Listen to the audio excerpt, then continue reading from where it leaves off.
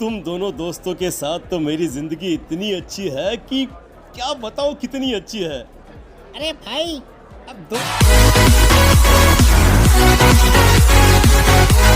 संजीव अपने दोस्तों राघव और प्रतीक के साथ बियर बार में बैठकर बियर पी रहा था।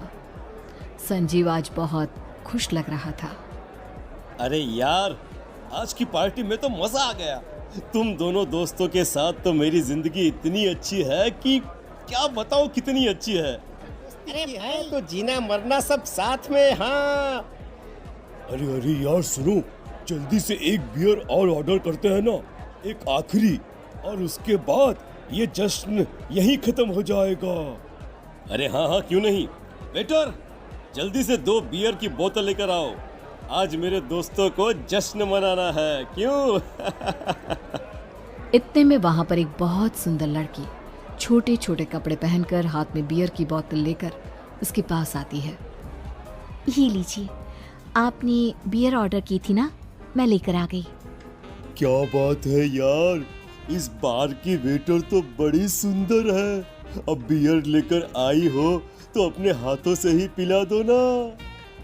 हाँ हाँ क्यों नहीं, जैसा आप बोलोगे मैं वैसा ही करूँगी। क्या बात है यार, अब तो लगता है रोज यहीं आना पड़ेगा। उसके बाद वो लड़की उन तीनों को बियर सर्व कर देती है। पार्टी करने के बाद वो तीनों अपने अपने घर जाते हैं। प्रतीक, संजीव और राघव को उनके घर छोड़कर जैसे ही अकेला अपनी कार में आकर बैठता है तो अचानक उसे एहसास होता है जैसे उसकी कार की पीछे वाली सीट पर कोई बैठा हुआ है। वो तुरंत पीछे मुड़कर देखता है। तुम यहाँ क्या कर रही हो, और तुम मेरी कार में कब आई? अरे तुम तो बार में वेटर थी ना। बस ऐसे ही मेरा दिल कर रहा था आपके साथ आपके घर चलने का, इसलिए मैं आपके साथ चली आई। अरे लेकिन तुम मेरी कार में आई कब? अभी कुछ देर पहले तो यहाँ पर मेरे दोस्त बैठे हुए थे। प्रतीक के इतना बोलते ही उस लड़के का चेहरा खतरनाक तरीके से बदल जाता है। उसकी आंखें पत्थर की तरह सफेद और पूरे शरीर पर नीली नीली नसें उभर आती है। गाड़ी चलाओ, पूरी स्पीड में चलाओ, और अगर तुमने गाड़ी रोकने की कोशिश भी की तो मुझसे बुरा कोई नहीं होगा। डर की वजह से प्रतीक के पसीने छूटने लगते हैं। उसका शरीर बुरी तरह से कांप रहा था। प्रतीक बिना कुछ सोचे समझे कार को फुल स्पीड से चलाना शुरू करता है।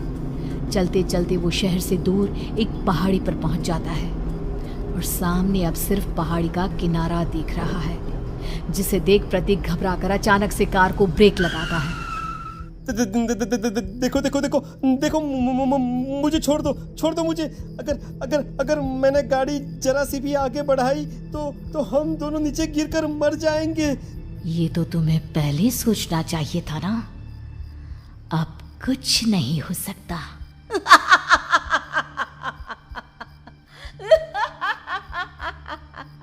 छोड़ दो मुझे। नहीं प्लीज मुझे छोड़ दो।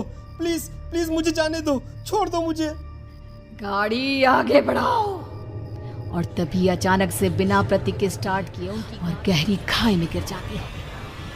उसके चीखने की आवाज एक चारों तरफ सुनाई देती है।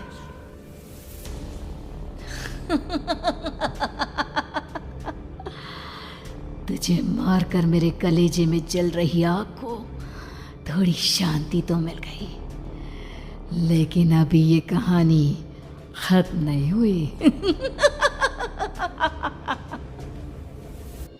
और फिर अगले दिन राघव और संजीव को पता चलता है कि प्रतीक की पहाड़ी से नीचे गिरकर मौत हो गई। अरे कल रात की तो बात है यार, हम सब बैठकर पार्टी कर रहे थे, लेकिन मेरी एक बात समझ में नहीं आ रही। राघव शहर से इतना बाहर उस पहाड़ी पर इतनी रात को क्या करने गया था? अरे यार, वही सोचकर तो मैं भी परेशान हूँ। हम दोनों को छोड़ने के बाद तो वो सीधा अपने घर जाने वाला था, और वो आत्महत्या क्यों करेगा भाई? कल रात तक वो कितना खुश था, हमारे साथ सेलिब्रेट कर रहा था। हाँ, लेकिन पुलिस ने तो यही कहा है कि प्रतीक ने अपनी कार को जानबूझकर पहाड़ी से नीचे गिरा दिया और आत्महत्या कर ली। अरे यार, संजीव मेरी तो कुछ भी समझ में नहीं आ रहा है। चल ठीक है, अब मैं अपने घर जाता हूँ। Okay bye. राघव अपने घर में अकेला था। दोपहर का वक्त था। तभी दरवाजे की घंटी बजी। कौन है? अरे 1 मिनट रुको, अभी आता हूँ। राघव ने जैसे ही दरवाजा खोला उसने देखा कि सामने एक बहुत खूबसूरत लड़की खड़ी हुई है। कौन है आप और यहाँ किससे मिलने आई हैं? देखिए ना, बाहर बारिश शुरू हो गई थी, मेरी गाड़ी खराब हो गई है। आपका घर नजर आया तो सोचा कुछ हेल्प ले लेती हूँ। क्यों नहीं, आइए ना, आइए आइए।